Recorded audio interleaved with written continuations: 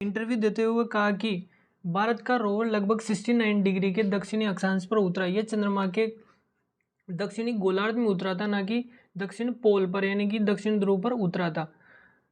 दक्षिण ध्रुव क्षेत्र जो कि 88.5 और 90 डिग्री। इसमें देखना दोस्तों आप 1 मिनट के लिए 88.5 से 90 डिग्री के बीच का ये दक्षिणी पोल बताते हैं। किसका? चंद्रमा का। चंद्रमा का ये पोल ये किस किस को बताते हैं, अभी पूरा समझाता हूँ मैं आपको। पहले इनकी पूरी बात सुन लेते हैं अपन। पृथ्वी जिस दूरी पर सूर्य के चारों तरफ चक्कर लगा रही है वो 23 जो झुकी हुई है, इसमें गलत लिखा हुआ है, 23.5 डिग्री झुकी हुई है पृथ्वी अक्षांश से, अपने अक्षांश से। तो दक्षिणी ध्रुव 66.5 से 90 डिग्री के बीच का जो दक्षिणी गोलार्ध होता है उसको हम दक्षिणी ध्रुव के नाम से पृथ्वी पर जानते हैं। लेकिन ओयांग का ये कहना है और उनका तर्क ये सही भी है, चूंकि चंद्रमा का झुकाव 1.5 डिग्री है दोस्तों। चंद्रमा का जो झुकाव है वो 1.5 डिग्री है केवल, जहाँ पर पृथ्वी 23.5 डिग्री झुकी हुई है अपने अक्ष से। इसलिए उसका ध्रुवीय क्षेत्र बहुत छोटा है, चूंकि उसका ध्रुवीय क्षेत्र इसके हिसाब से 88.5 से 90 डिग्री के बीच में ही बनता है।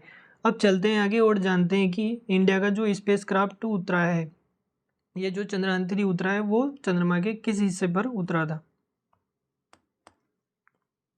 तो देखते हैं दोस्तों, आगे बढ़ते हैं। तो पहले तो आप सारी चीज़ों को समझें। जैसे कि आपको पता है पृथ्वी पर ये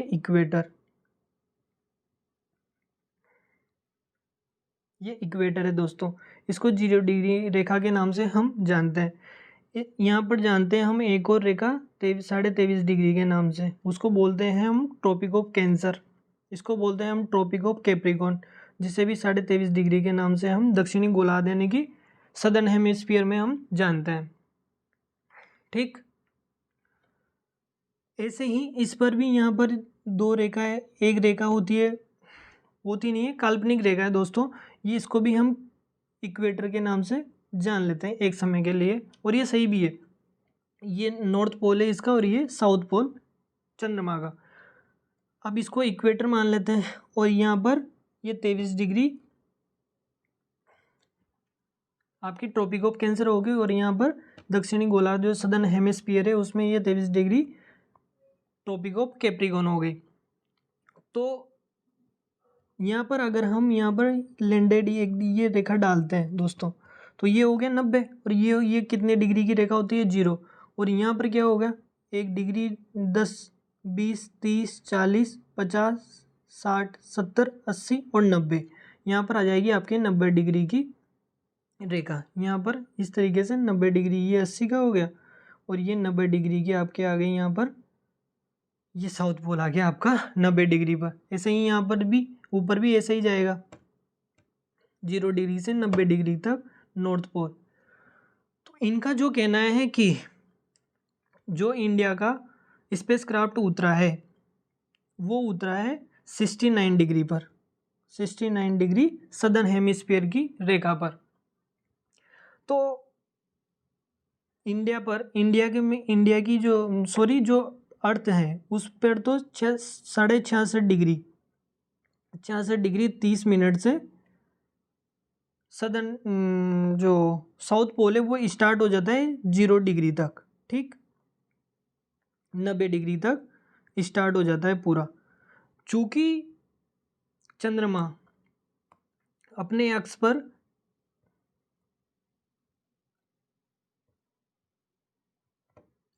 पर केवल 1.8 डिग्री ही घुमा हुआ है। इसको 1.50 मत समझना दोस्तों, ये 1.5 डिग्री यानी कि 1.5 डिग्री पर ही अपने अक्षांश पर ये टिल्टेड है। ठीक है, तो इसकी वजह से उनका कहना है, जो चाइना के साइंटिस्ट हैं उनका कहना है कि 88.5 से 90 डिग्री के बीच का ही क्षेत्र साउथ पोल के नाम से चंद्रमा का जाना जाएगा, यानी कि ये वाला क्षेत्र। चूंकि इंडिया का जो स्पेस क्राफ्ट उतरा है वो उतरा है 69 डिग्री सेल्सियस पर। अगर हम अर्थ की बात करते हैं तो 66.30 इस पर, अगर इससे हिसाब से अगर अर्थ के हिसाब से लेते हैं तो ये हमारा साउथ पोल पर ही उतरा है चंद्रयान 3।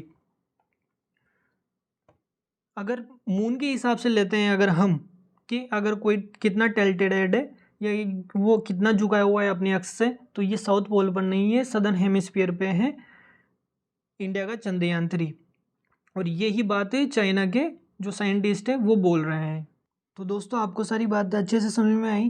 तो अब आपके लिए मैं बहुत अच्छी चीज़ लेके आया हूँ, मून लैंडिंग साइट्स।